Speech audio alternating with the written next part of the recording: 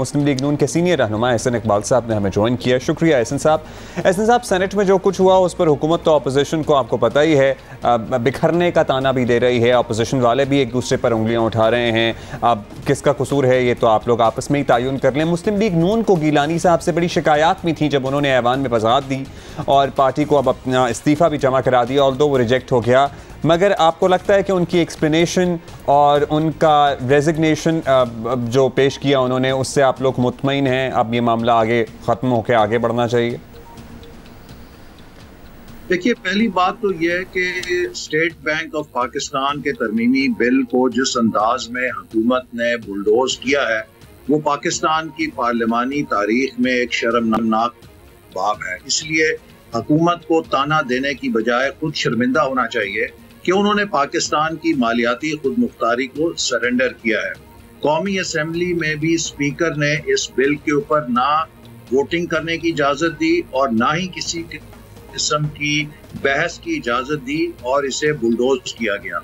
Senate में भी हुकूमत ने इसे चोर दरवाजे से रात के अंधेरे में रात गए एजेंडे पे शामिल करके अगले दिन जबरदस्ती पास करवाया, और वो भी यूं कि ऑपोजिशन और हुकूमत के जब वोट बराबर निकले तो चेयरमैन सेनेट ने पाकिस्तान की तारीख में पहली दफा हुकूमत को अपना कास्टिंग वोट देकर बेल आउट दिया।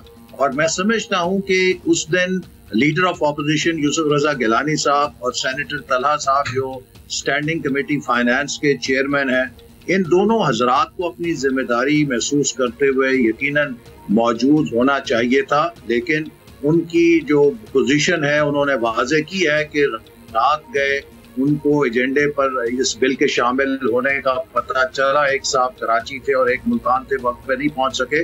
अलबत्ता मैं जाती तौर पे समझता हूं कि उन्हें अपनी मसरूफियात तर्क करके इस्लामाबाद में रहना चाहिए था।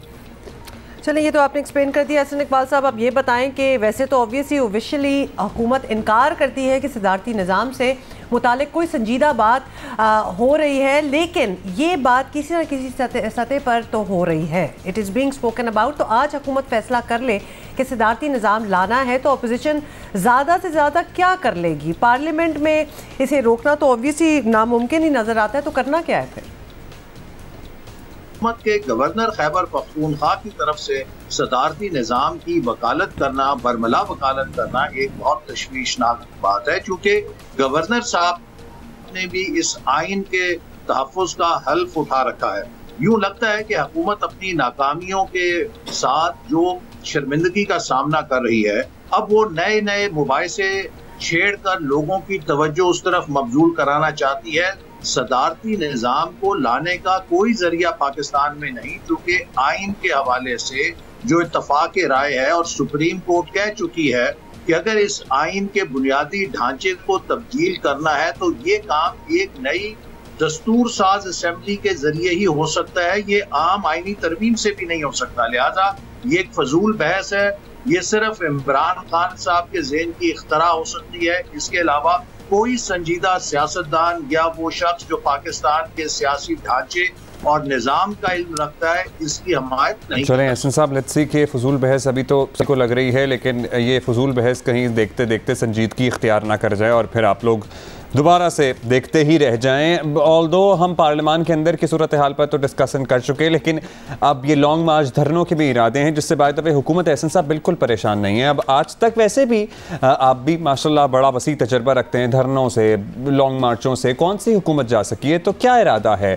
What are you trying to achieve out of it?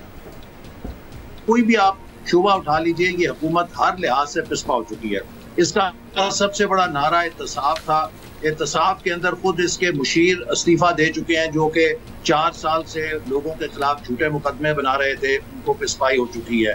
अब आपने देखा मीर शकील रहमान साहब को किस तरह एक झूठे केस में फंसाया गया, वो भी बिल आखिर अदालत से बाइज्जत बरी हुए, लेकिन जो रातें उन्होंने जेल में काटी और जो उनकी किरदार कुशी की गई उसका कौन जिम्मेदार है? इसी तरह हमारे सारे जो सफ़े अव्वल के रहनुमा हैं उन्हें जेलों में डाला गया। हाई कोर्ट, सुप्रीम कोर्ट ने कहा कि इनके खिलाफ कोई शवाहिद नहीं है, हुकूमत के झूठे या फर्जी केसेस या इल्जामात लगाए गए हैं।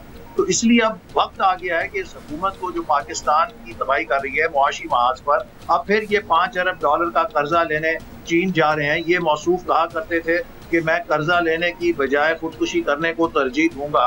तो अब पाकिस्तान पर ये अपनी नाअहली और नाकामी की बदौलत कर्जों का जो अंबार लगा रहे हैं, अगर हमने कुछ ना किया तो कल को कोई हुकूमत देने के लिए तैयार नहीं होगा। हम पाकिस्तान की इस तबाही पर क्या खामोश तमाशाई बने रहें? इसलिए जो 23 मार्च का लॉन्ग मार्च है वो पाकिस्तान के अवाम के मुतालबे पर उनकी उमंगों के मुताबिक जा रहा है कि हुकूमत के खिलाफ एक भरपूर फैसला कौन एहतजाज किया जाए।